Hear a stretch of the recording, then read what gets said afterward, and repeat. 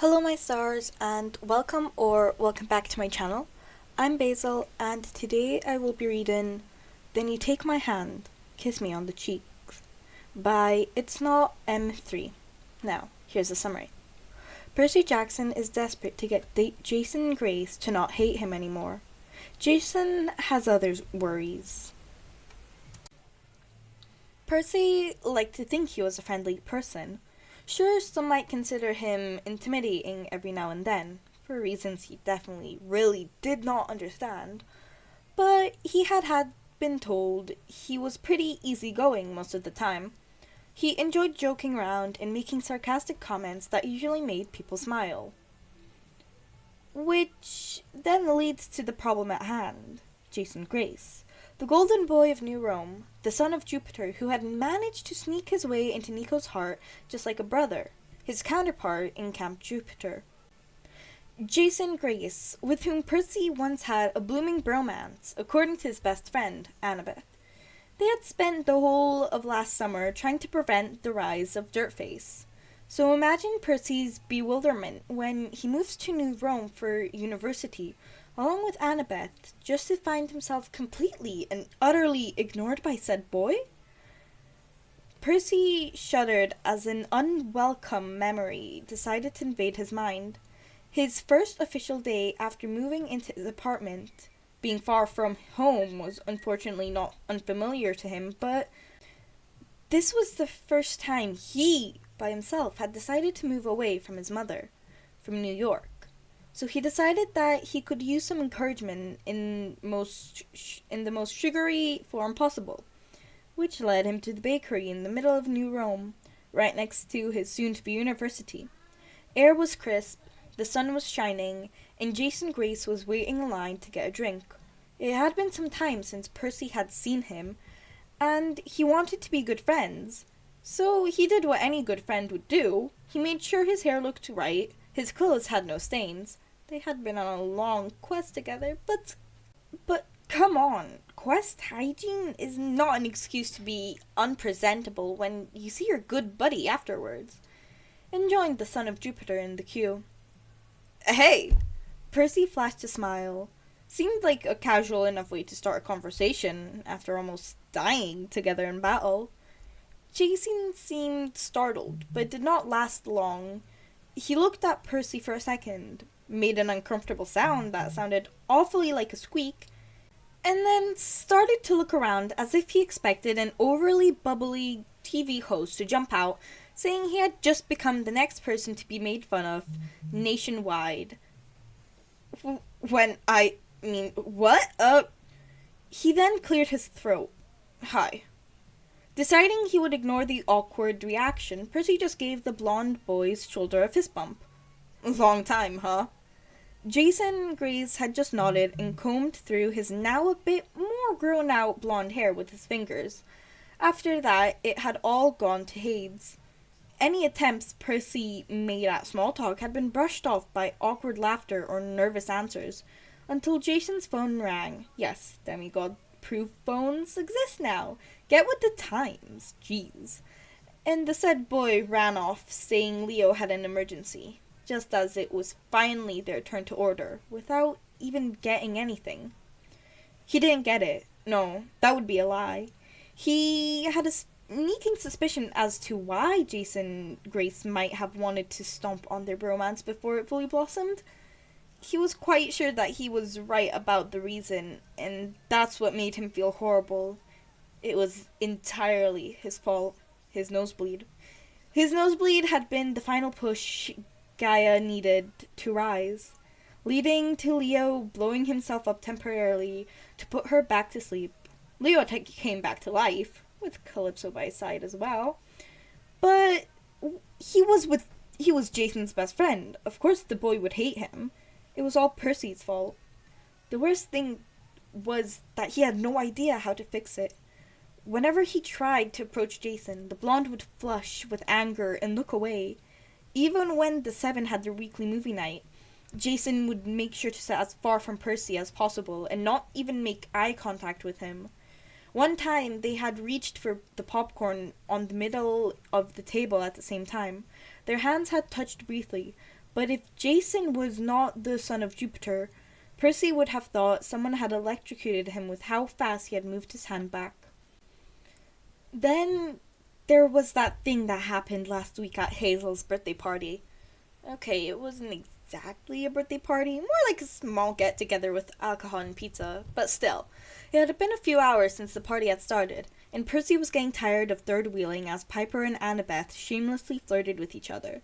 The smell of alcohol was never something he particularly enjoyed, so he decided to venture out of the living room, where all the drunk couples and guests were, and into the kitchen where he would be able to find more food. Instead, he stumbled upon Jason and Leo perched on the counter with a slice of pizza in hand each, laughing about something he did not know. He wasn't even sure he wanted to know. If he was being honest, Leo was leaning towards Jason. A bit too much for Percy's comfort. The awkwardness of the situation reminded him of the sensation of drowning. He wasn't an idiot. He knew the two were close, but Percy thought Leo and Calypso had something serious going on. He wasn't sure how he felt about Leo being so close to Jason, of all people, when he was supposed to be dating someone. Suddenly he felt a spark of something. Yes, it must be anger. Why did he feel angry? Because they were being disloyal. Percy's brain happily supplied both of them. Jason knew Leo was dating someone. Why would he do this when it might hurt the other person involved? Same with Leo, of course. The two laughing demigods had now stopped and were only looking at him curiously. Percy decided he shouldn't jump to conclusions, so he stated, "I thought you were still with Calypso." He hoped it sounded more amused than snarky. "And this relates to this situation. How, exactly?" Jason asked, leaning back with his arms stretched behind him. Suddenly, Percy felt like an idiot, standing there watching the two on the counter. He popped his knuckles while Leo looked at him quizzically, which made him clear his throat due to discomfort. He was stalling, and he knew he was stalling, which made him feel even more stupid because he didn't know what he was stalling for. Just saying. Not the brightest excuse he came up with. And no, he would rather not be reminded of the bathtub incident he made up trying to get to the underworld for the first time. But it would have to do. At that, the blonde boy jumped off the counter. It seemed like Jason might finally make eye contact with him, but instead, he averted his eyes and flushed with irritation again.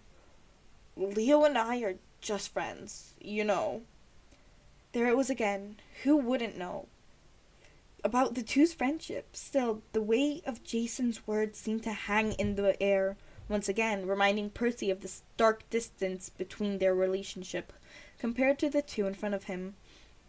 Percy took a step back. "Yeah, I know. Just teasing." He hoped that he didn't sound as hurt as he felt about the clear implications of that statement. Leo was one of Jason's friends. Percy was not. He smiled and turned around to leave. He heard something that sounded similar to a slap in the disappointed voice of Leo. "Dude!" It had been a week since that happened. Percy was sure there was no cheating going on now. He wasn't sure why he assumed the worst. He was also quite touchy with friends. He eventually decided it was most likely due to the heavy feelings he had due to being surrounded by the smell of alcohol. It usually made him feel defensive. Anyway, that had been a week ago. He was now sat at a coffee shop with Annabeth and Piper, asking them for advice on how to make Jason hate him less. Jason Grace was a nice guy, after all. He always helped people during training and was careful not to hurt anyone too badly during war games. He was kind and he smiled a lot, to everyone except Percy. He had explained all of this to the two girls sitting in front of him, but the only reply he had gotten had been them making eye contact, taking a deep breath and reaching to take a sip of their iced coffee in sink. "So?" he asked expectantly. "Percy, how have I tolerated your oblivious ass for so many years?" Annabeth said finally, putting her coffee back on the table. Piper snorted. "I'm not here for you guys to make fun of me." Percy rolled his eyes. "Just tell me what I can do for him to forgive me." This earned another snort from Piper, which Percy took as a sign that the notion was impossible. so he opted out to rephrase. Okay, maybe not forgiveness. Then for him not to hate me as much. He tried not to sound as desperate as he felt, but from the amused looks thrown his way, he likely failed. Piper must have felt pity for him as she sighed.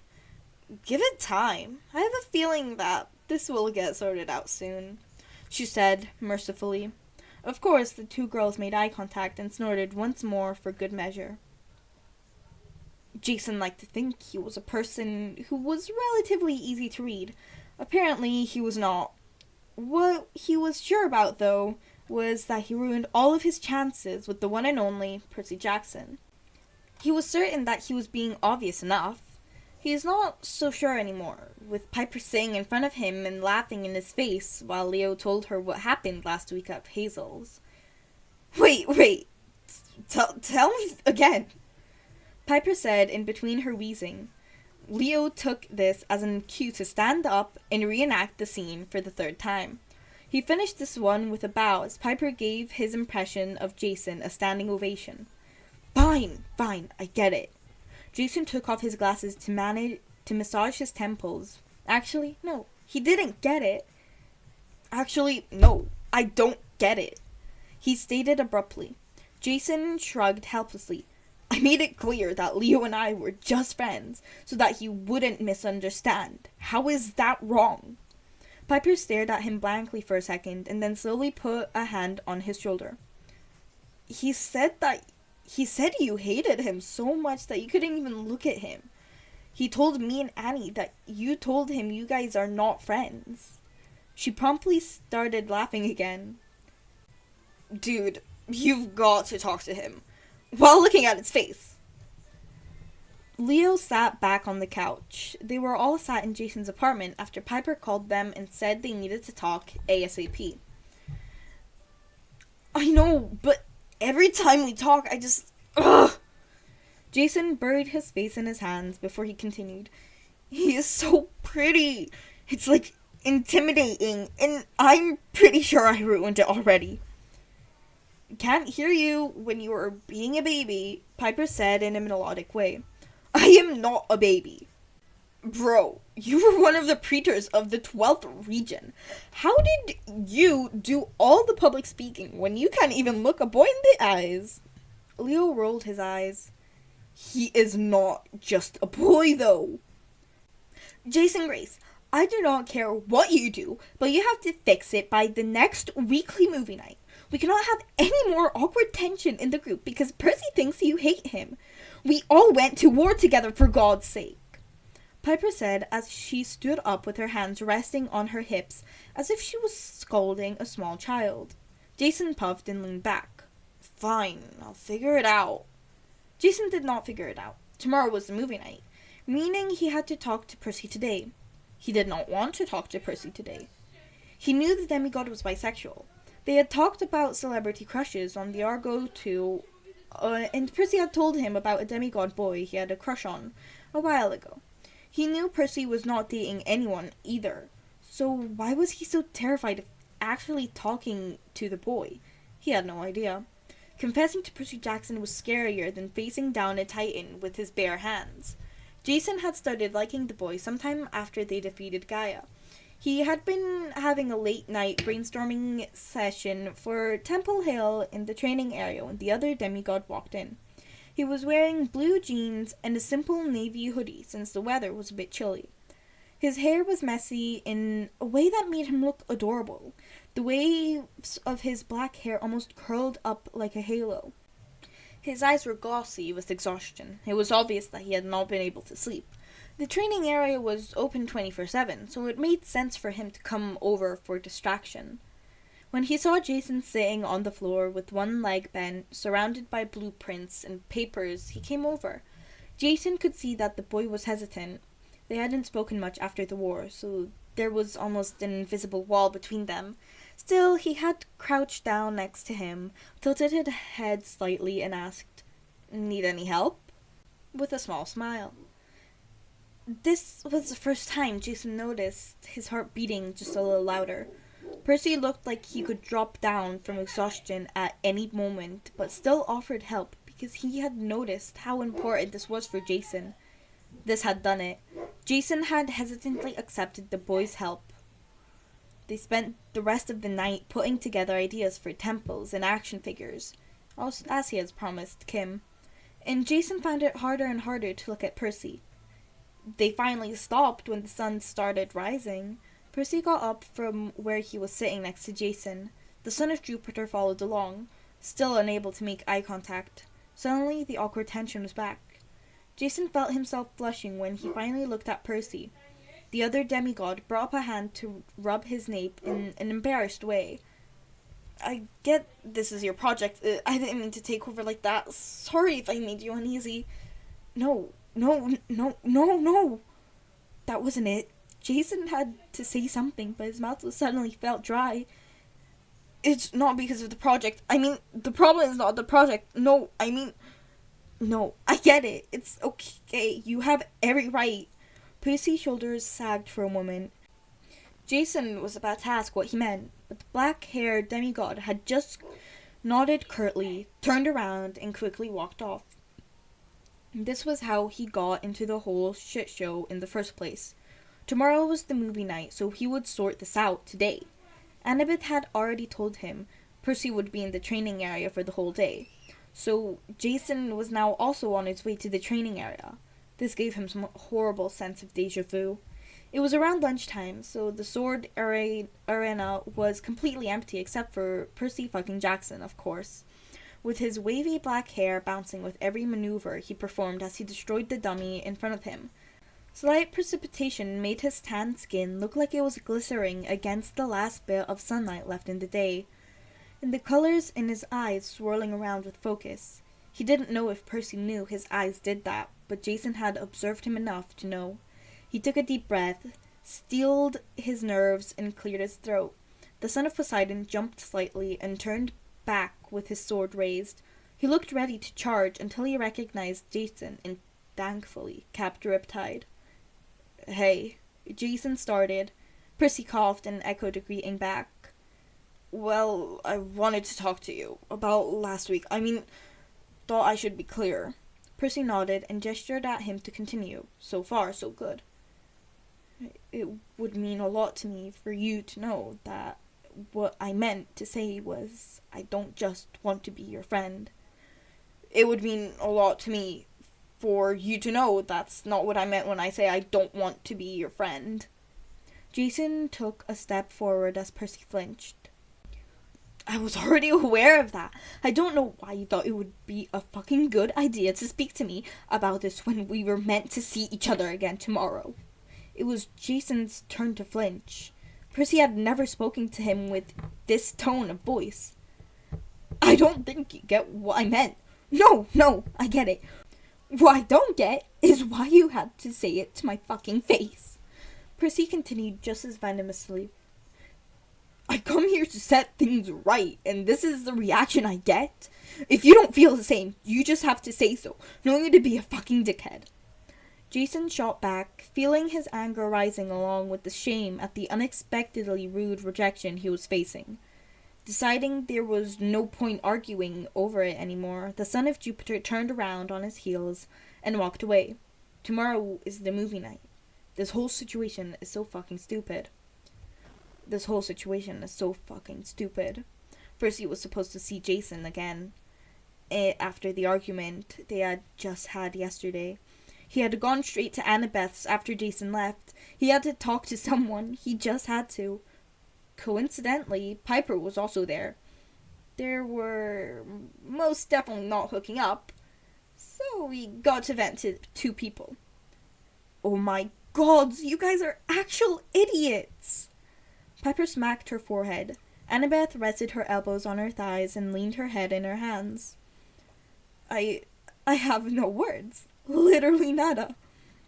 They had shooed him out afterwards and told him they had a snack list to do for the movie night, which Percy found weird because they never do a snack list, although it certainly sounded like an Annabeth thing to do. Percy was at Piper's door. He had not rang the bell as he received a message on his monster-proof phone, Valdez, trademark, thank you very much, from the said girl that precisely read, The doorbell's broken. Don't ring it. Just text when you're here. Jason's not here yet, so come quickly if you want to pick your seat first. XOXO. Percy quickly sent a text notifying them that he had arrived. The door was opened by Hazel, who seemed to be giving him an apologetic look for some reason. Before he could question, he was dragged in by Piper from the looks of it. Only Jason was missing. Or so he thought. Before Piper continued dragging him past the living room, where they usually watched movies at, towards the kitchen. Pipes! Where? Ow! Percy was interrupted as Piper hardly shoved him into the kitchen and the door slammed behind his back. Percy heard the door lock as he looked up to see Jason. Jason? You two are not getting out before you talk it out properly, and we're not starting this movie before that, so hurry up. Annabeth kicked the door for proper dramatic effect. Hey! You said he wasn't coming! Jason crossed his arms. Percy scowled. At least I can still tolerate you around people despite what you did yesterday. I wouldn't complain if I were you. What I did? Obviously. I wasn't the one who started cursing in the middle of a serious discussion about how my friend felt. I wouldn't have cursed if you hadn't said that. I didn't say anything that warranted that kind of response. Oh, you know what you did. No, I don't actually. I knew you hated me, but not that much. Where the heck is that coming from? You said it was because of the project. This has nothing to do with this. So you don't even care to remember what you said? I care! You said you didn't want to be my friend, Grace. I don't just want to be your friend. Jason finally shouted. Oh. Not just friends. He echoed once more, his voice cracking at the end. Oh. So you don't hate me.